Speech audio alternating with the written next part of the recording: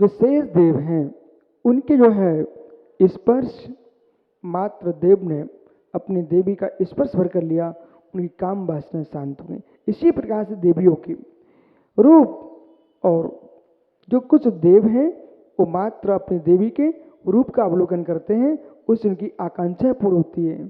शब्द, उनके नूपुरों की आवाज़, उनके वस्त्र आभूषणों की आवाज़, उनकी मुख्य संगीत की आवाज़ सुन करके उनकी इच्छाएं पूर्ण हो जाती है।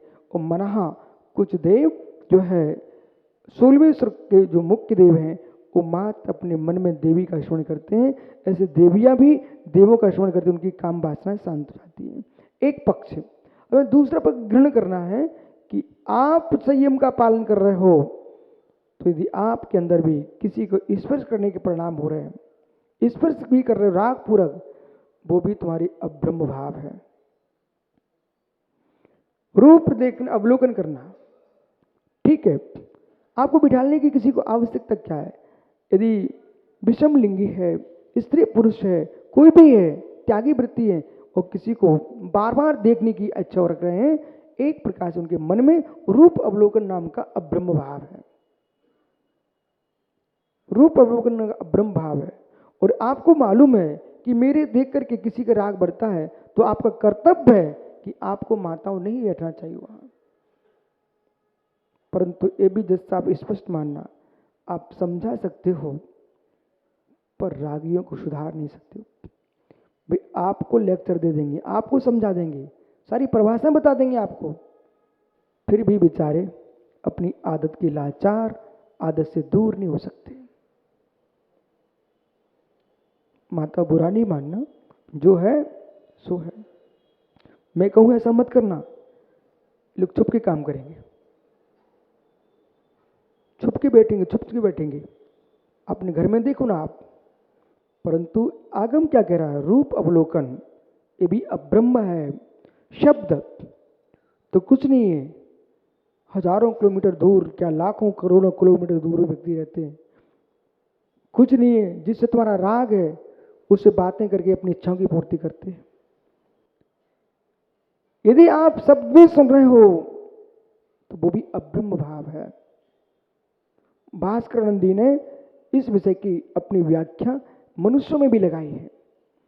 और मन न शब्द सुन रहा है, न रूप देख रहा है, न यानी स्पर्श कर रहा है, मात्र मन में चिंतन चल रहा है, तो भी अब्रह्म भाव है। परे प्रविचारा, इसके ऊपर के जो देव हैं प्रविचार से रहित हैं। 16 स्वर के ऊपर कोई प्रकार का उनके काम विकार जन्य कार्य नहीं होता है। वे परम सुखी है, वे परम सुखी है। भवन वासनोश्वर नाग विद्युत सुप्रांग निवात स्नुवत देवदीप दिक कुमारा,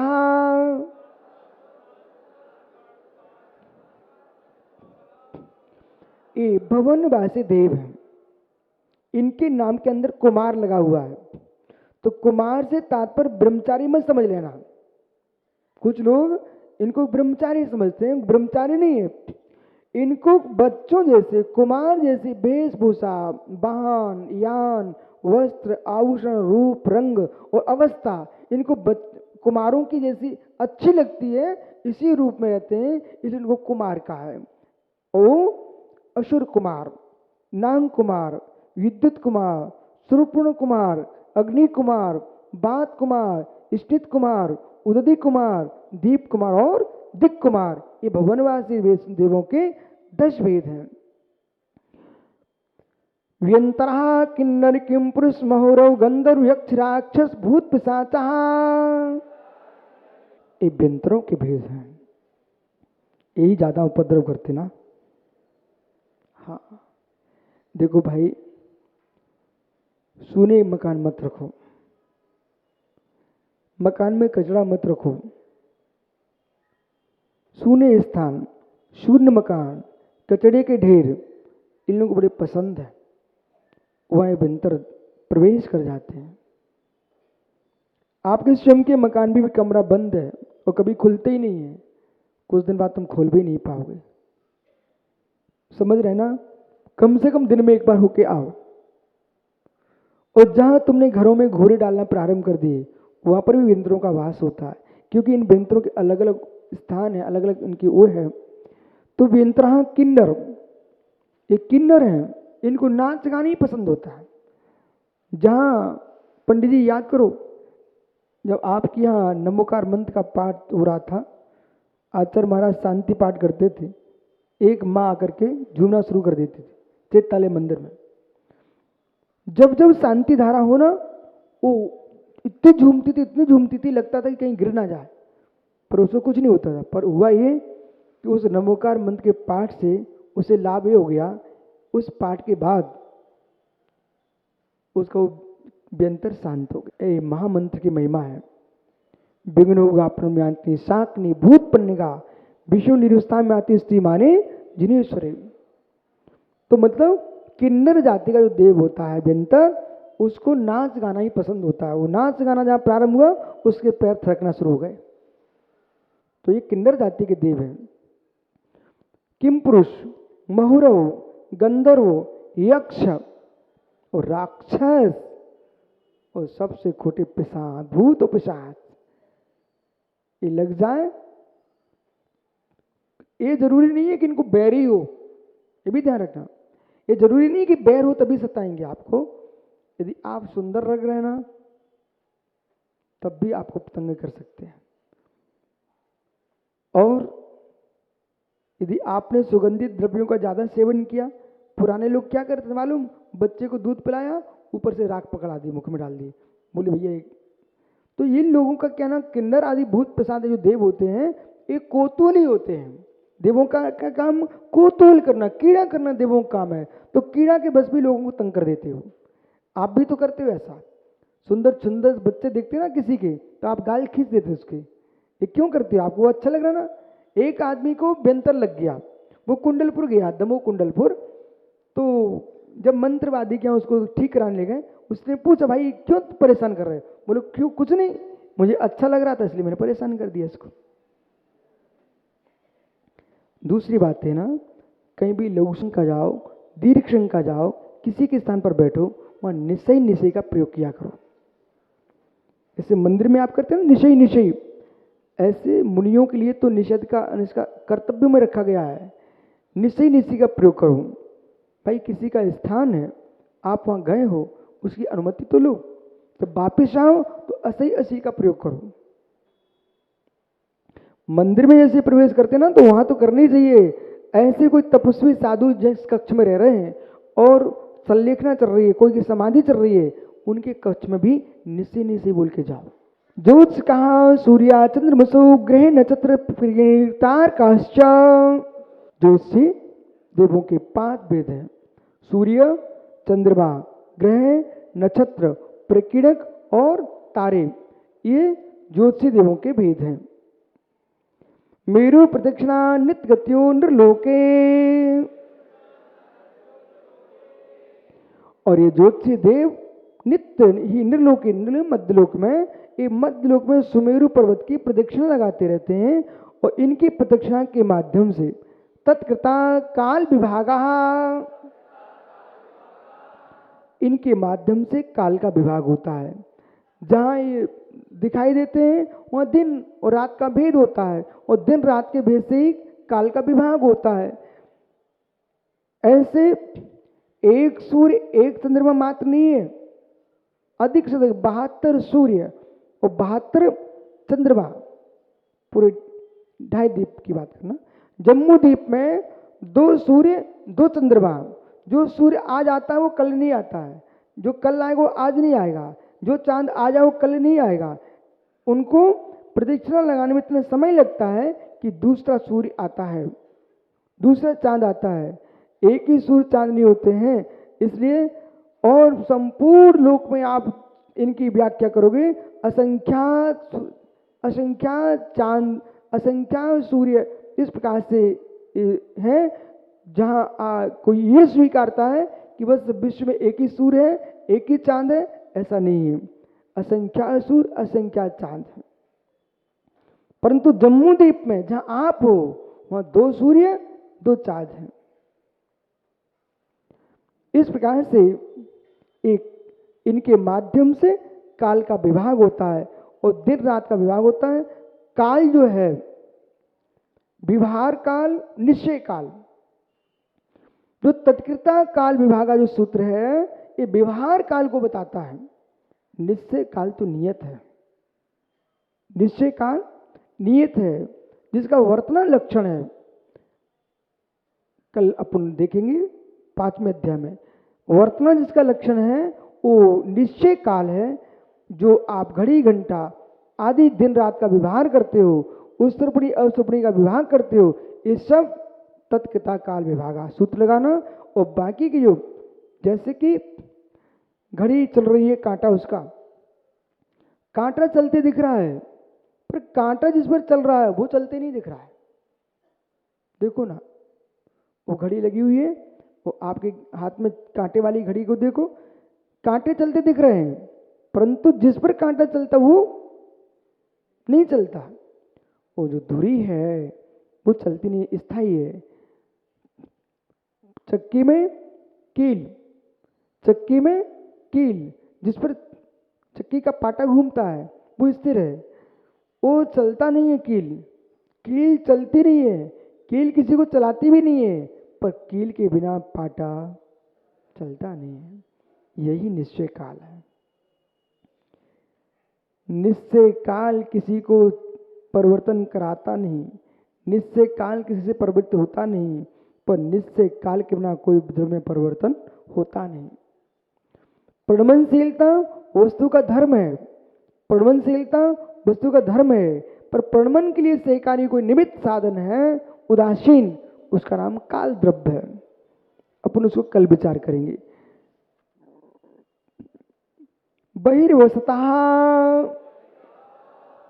और इसके बाहर जो देवों के विमान जो है ढाई दीप के बाहर ज्योतिष देव वे अवस्थित हैं, वे भ्रमण नहीं करते। बेईमानी कहा, और चौथा निकाय जो है वो बेईमानिक है। यद्यपि और भी देवों के विमान ज्योतिषी के आदि के होते हैं, फिर भी यहाँ रूढ़ संज्ञा में इनको बेईमानिक कहा गया है।